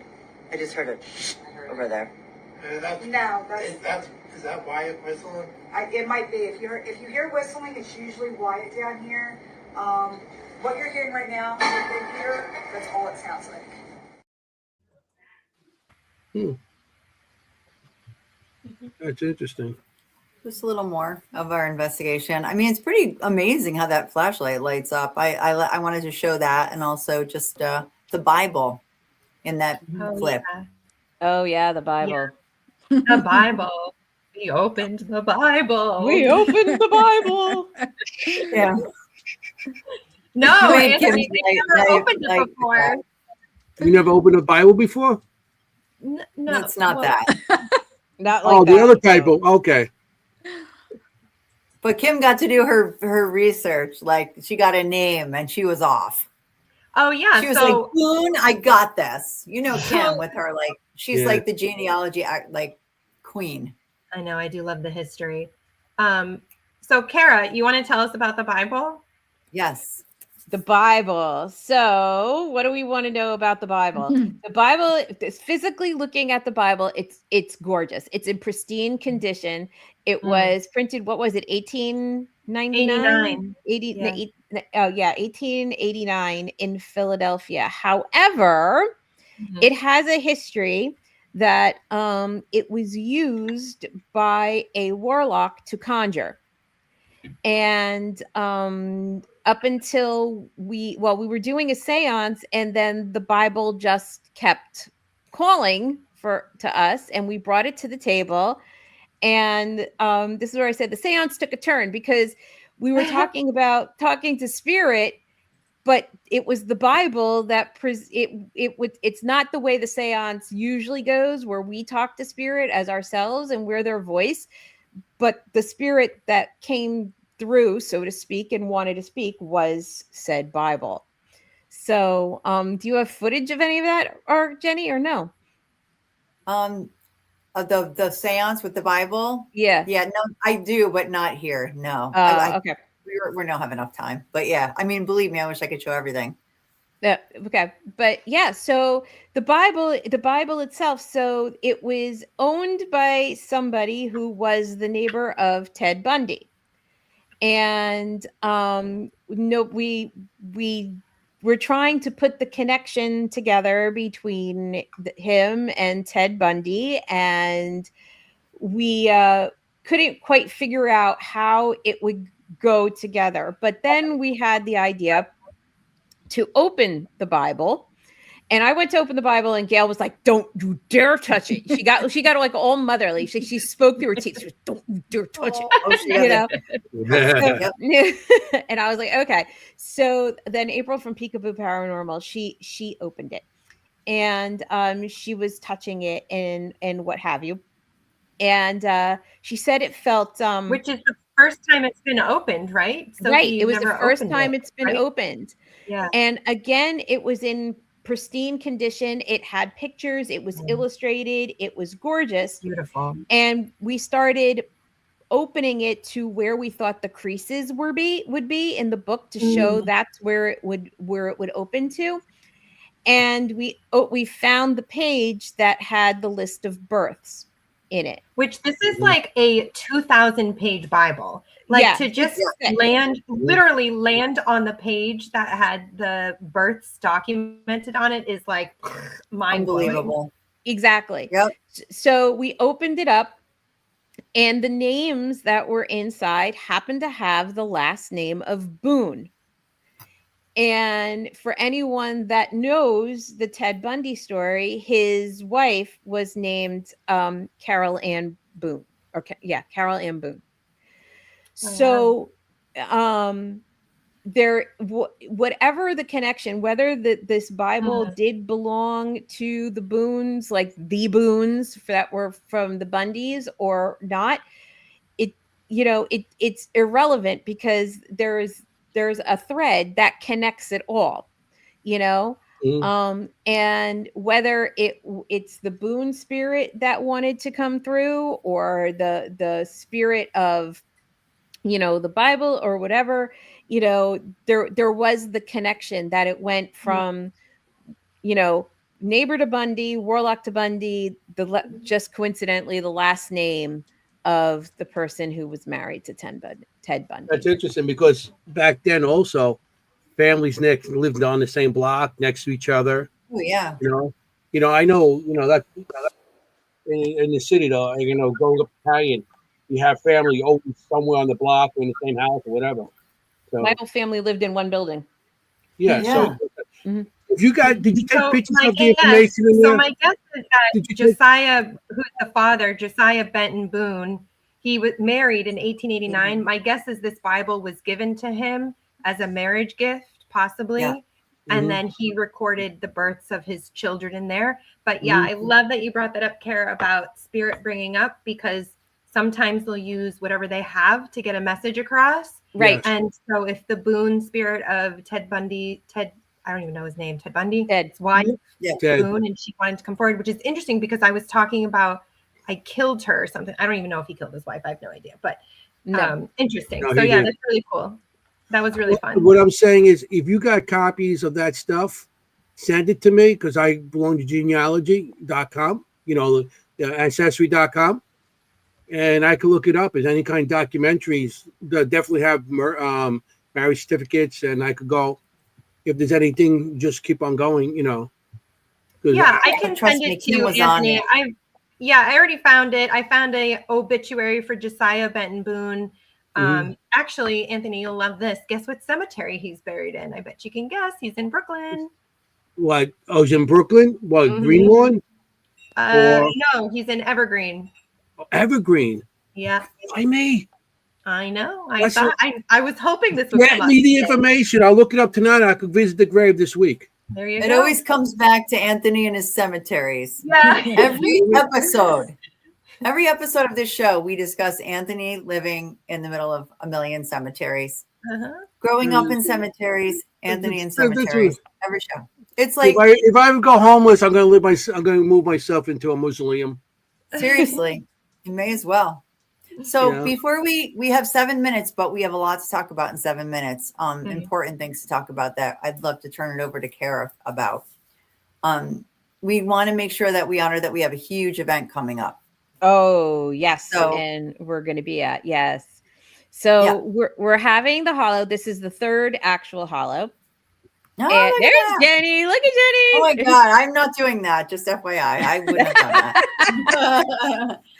Our Jennie is speaking. Our Anthoiny is going to be teaching a class on spirit art. Sophie is going to be there with some of our. Even Sophie's going to be there. I don't know, Kimm, if you're coming because I don't know your work schedule yet. Yeah, rough. It's rough in August, right? So it's August 22nd. It's going to be at Stockton University in the middle of the Pine Barrens. So it's called The Hollow. And we have some great things that are lined up. One of our lead sponsors is Paraflix. We have, awesome. So we have a lot going on. We're going to have over 75 vendors. We're going to have a lecture room that holds up to 60. We have a classroom with interactive workshops that holds up to 20. We have, we're going to have a cosplay contest. We're going to have Paranormal Investigator of the Year contest. Wow. We're going to have the film festival, which we already have like 20 films that have already submitted. And we have, I don't know how much to go. And the last time that we did this, we had more horror films because we're open to paranormal and we're open to horror. Shorts. It has to be under 30 minutes. And anyway, so the first time we did it, it was all mostly horror movies, and we only got a couple of paranormal documentaries. This time, it's like blowing us out of the water with all these paranormal documentaries. Cool. So, so it's gonna be interesting to see. You know, the tickets are on sale now. We're still looking for vendors. We're gonna have the Parasite Corps is sponsoring the Devil's Den.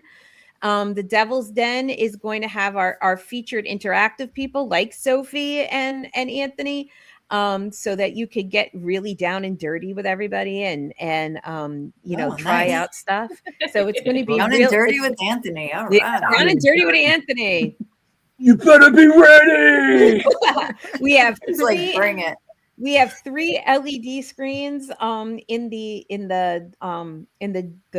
Devil's Den and the general vendor room. So we're going to have content moving all day, live podcasts, broadcasting. Awesome. We have a press kit, a press place, for people to do their podcasts from and stream live. It's going to be great. It's going to be a carnival of festivities. That's I like the word carnival. You like that? Carnival. Yes. That's what it is. Literally. Yeah. It's going to be of ghosts and horror. Exactly. Special guests are going to be there. It's you can make it. Yeah. So awesome. Please, if you can come on down, And we need vendors. We need vendors. We need people to come and hang out with us. We're doing excursions into the woods to look for the Jersey Devil because we're literally the names of the street are like Leeds Way. So we're literally in the heart of Leeds. Yes. Yeah. I mean, if you're not like I'm in New Jersey, but if you're not like the Jersey Devil, that's where it's at. Yeah, the Pine Barrens. Check it out. There's nothing like the Pine Barrens, man. Like it's. Like I'm not scared of much, but being in the middle of those. You're right. You're totally right. Am I right? And you said magical places. Paraflix are gonna be there sponsoring. Yeah. They're sponsoring. That's interesting because tonight we were supposed to have Patty Negri. Oh yes.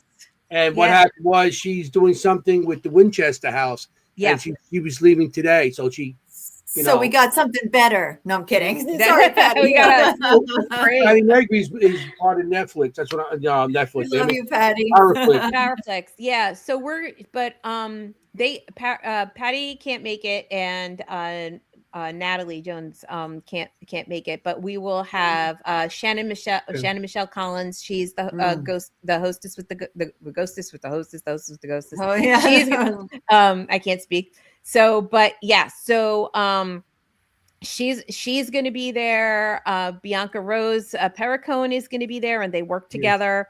So it's going to Sharon. be Sharon, you think who's going to be there? Shannon, who have both been on our show. Go back and watch those shows. Bianca has been on our show, and Shannon.